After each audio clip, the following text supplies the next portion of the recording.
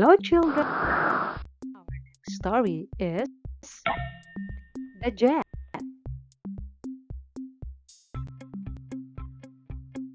Let's read, children. A jet uses air to give it forward motion. It has no propeller. When air is compressed in a container, it tries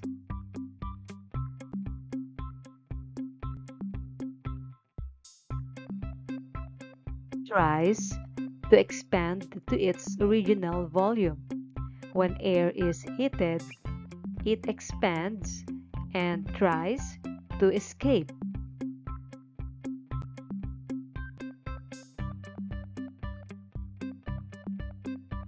Compressing and heating the air give the jet engine its power.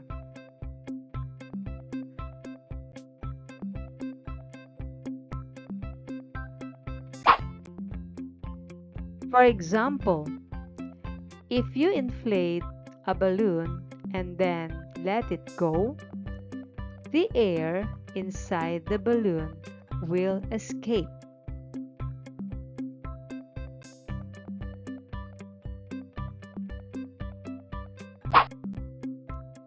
As it rushes out, the balloon flies through the air. The same thing happens to a jet engine.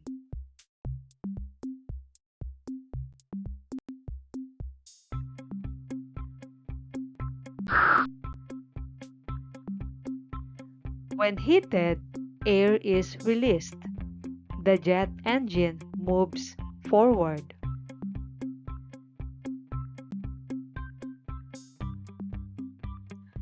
Now answer the following questions. What makes the jet plane go? A. Strong wind. B. Compressed hot air.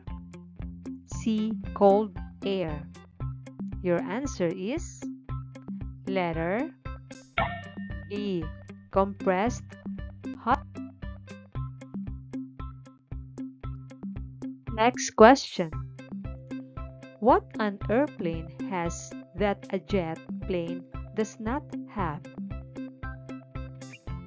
A. Body. B. Engine. C. Propeller.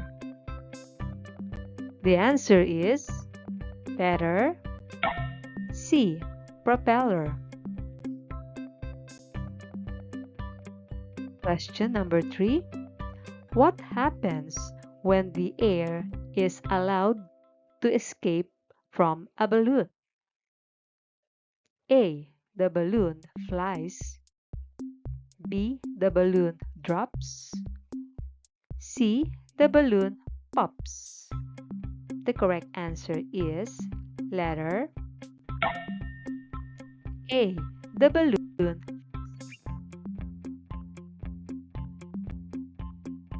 Question 4. How does a jet plane fly? A. Forward.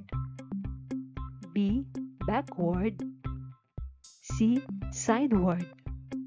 The answer is letter A. Forward. Question 5. What is the title of the selection? A. The balloon. B. The plane. C. The jet.